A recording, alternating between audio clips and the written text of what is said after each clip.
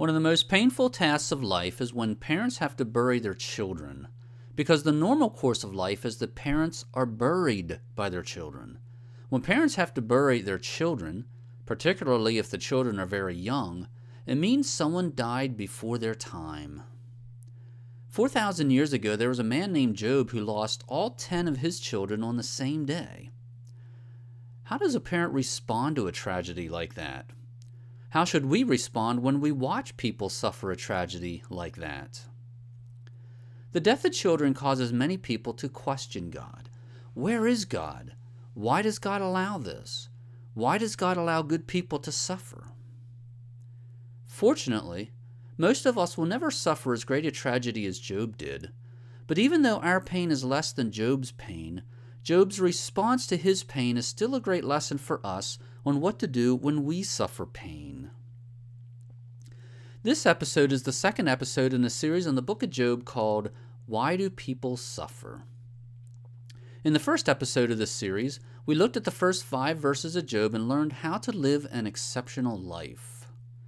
Today we're going to read the rest of chapter 1, which tells us Job lost everything at the hands of Satan, and we'll learn what we should do when we are suffering. In future episodes, we'll study a dialogue that took place between Job and his friends about why suffering exists. And then towards the end of the series, we will see what Yahweh had to say to Job about suffering. With that as some context, let's look at Job's story. Job's story is found in the Bible in the 18th book of the Old Testament. We don't know exactly when Job lived. There are not enough historical references in Job's story to place him in a particular time period. However, his lifestyle indicates he lived sometime around 2000 BC. This shows you when Job lived relative to the overall timeline of the Bible. This is a little deceiving because while Job lived in the middle of the Old Testament time period, most of the Old Testament focuses on events that occurred after Job's life. There are 39 books in the Old Testament, and 37 of them record events that took place after Job died. Now let's add some famous names to this timeline. Job lived after Adam and Noah. He was contemporaneous with Abraham, but he lived before Moses, David, Daniel, and Jesus. Now let's start reading at Job 1, verse 6. Now there was a day when the sons of God came to present themselves before the Lord, and Satan also came among them. Let's start by defining some terms. First is the term sons of God.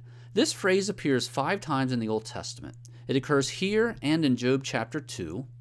It occurs twice in Genesis 6, and it occurs in Job 38. In this passage, Yahweh was talking to Job. In verse 4, Yahweh made reference to his act of creating the earth. Where were you when I laid the foundation of the earth? Then in verse 7, Yahweh mentioned the sons of God. When the morning stars sang together, and all the sons of God shouted for joy. The word when indicates the sons of God shouted for joy when the foundations of the earth were laid. Humans did not exist when the earth was created, so the sons of God must refer to heavenly beings, also known as angels. So Job 1:6 tells us there was a day when the angels came to present themselves before the Lord. Let's define the word Lord. In the ESV and NASB translations, when you see the word Lord in all capital letters, the Hebrew word used there is Yahweh. Yahweh is a personal name which distinguishes the God of the Bible from every other God. Just as the word president is a generic term which can refer to any number of different people, while the name Ronald Reagan is a personal name which distinguishes one president from all others, so too the word God is a generic term which can refer to any number of deities, while the name Yahweh distinguishes the God of the Bible from every other God. So Job 1:6 is telling us the angels presented themselves before Yahweh, the God of the Bible. Now let's look at the word Satan. The Hebrew word used here is Satan. Satan is used 34 times in the Hebrew Old Testament. Sometimes it is translated adversary, as in Numbers 22. But God was angry because he was going, and the angel of the Lord took his stand in the way as an adversary against him. Sometimes it is translated accusers, as in Psalm 109. Let my accusers be clothed with dishonor. Sometimes it is translated oppose. Psalm 38. They oppose me because I will follow what is good. And then sometimes it was used as a personal name, as it was here in Job 1:6, where it refers to this living being who also appeared before Yahweh. What we should understand from this is Satan is Yahweh's adversary. Now let's see what happened when Satan presented himself before Yahweh. Job 1:7. The Lord said to Satan, "From where do you come?" Then Satan answered the Lord and said, "From roaming about on the earth and walking around on it." Satan gave a rather bland explanation of his activities. However, there are two passages which may indicate Satan was downplaying what he was really doing. First is 1 Peter 5:8. Be of sober spirit, be on the alert.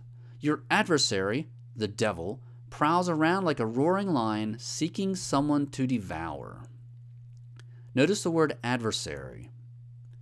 Notice the phrase, seeking someone to devour. Satan continually seeks someone to devour. As we continue reading our story today from Job chapter 1, we will see Satan try to devour Job. The second passage that tells us about Satan is Revelation 12:9 and 10. And the great dragon was thrown down, the serpent of old who is called the devil and Satan, who deceives the whole world. He was thrown down to the earth, and his angels were thrown down with him. Here we see dragon, serpent, devil, and Satan all refer to the same creature. And notice the word deceives. Let's keep reading.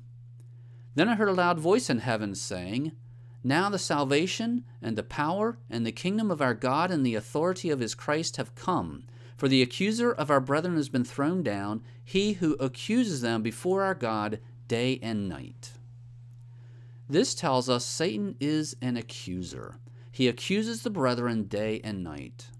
As we continue reading today's passage, we will read about Satan making accusations against Job. Let's return to Job 1:7. Satan gave a bland explanation of his activities, but based on the two passages we just looked at, it is probable Satan was doing more than he indicated. Job 1:8. The Lord said to Satan, Have you considered my servant Job? For there is no one like him on the earth, a blameless and upright man, fearing God and turning away from evil. First of all, notice Yahweh mentioned Job by name, and Yahweh referred to Job as his servant. Yahweh's description of Job is exactly the same as the description in Job 1:1, which we studied in the previous episode. This is Job 1:1. There was a man in the land of Uz whose name was Job, and that man was blameless, upright, fearing God, and turning away from evil. Now we go back to Job 1:8. Blameless means Job did not do the wrong thing. Upright means Job proactively did the right thing. Fearing God means Job was afraid to disobey God. Just as we are afraid to disobey authority such as the police or our boss, so too Job was afraid to disobey God. And turning away from evil indicates Job was diligent in staying away from any temptation to do wrong.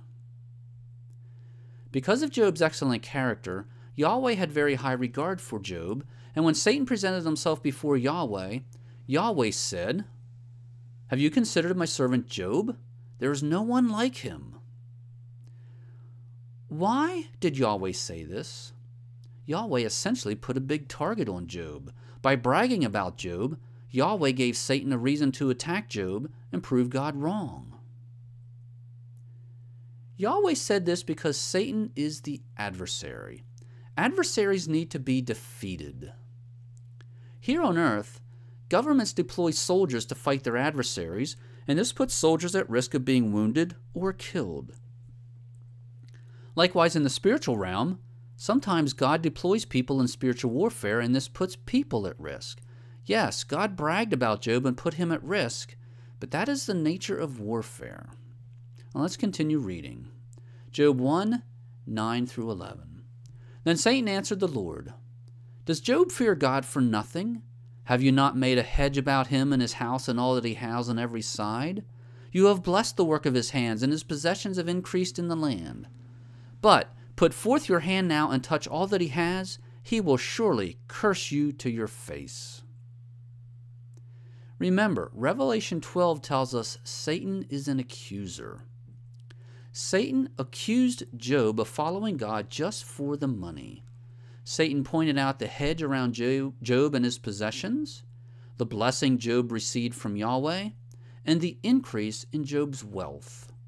Satan claimed if Job lost all his possessions, then Job would curse God. Before I go on, let me pose a question. Is this true of us?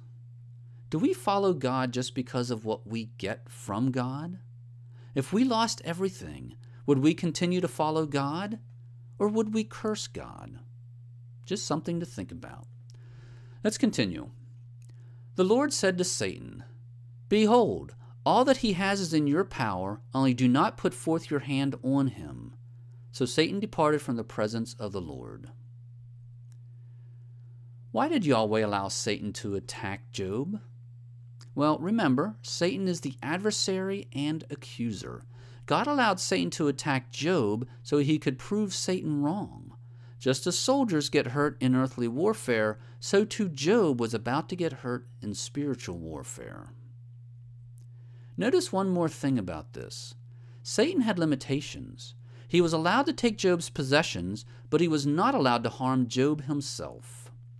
As we contemplate Satan's continual desire to devour people, including people who are alive today, let's keep in mind that Satan is under God's control. Now let's see what Satan did to Job. Job 1, verses 13 through 15.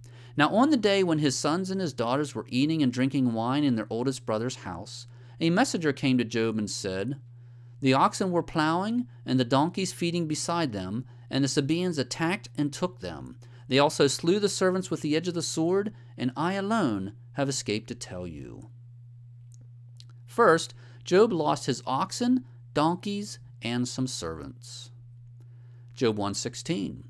While he was still speaking, another also came and said, "The fire of God fell from heaven and burned up the sheep and the servants and consumed them, and I alone have escaped to tell you." Second, Job lost his sheep and more servants. Job 1:17. While he was still speaking, another also came and said, "The Chaldeans formed 3 bands and made a raid on the camels and took them and slew the servants with the edge of the sword, and I alone have escaped to tell you." Third, Job lost the camels and more servants. Job 1:18 and 19. While he was still speaking, another also came and said, "Your sons and your daughters were eating and drinking wine in their oldest brother's house. And behold, a great wind came from across the wilderness and struck the 4 corners of the house, and it fell on the young people, and they died. And I alone have escaped to tell you." And finally, Job lost all his children. Job chapter 1, verses 2 and 3 are a list of Job's possessions. We looked at this list in the last episode.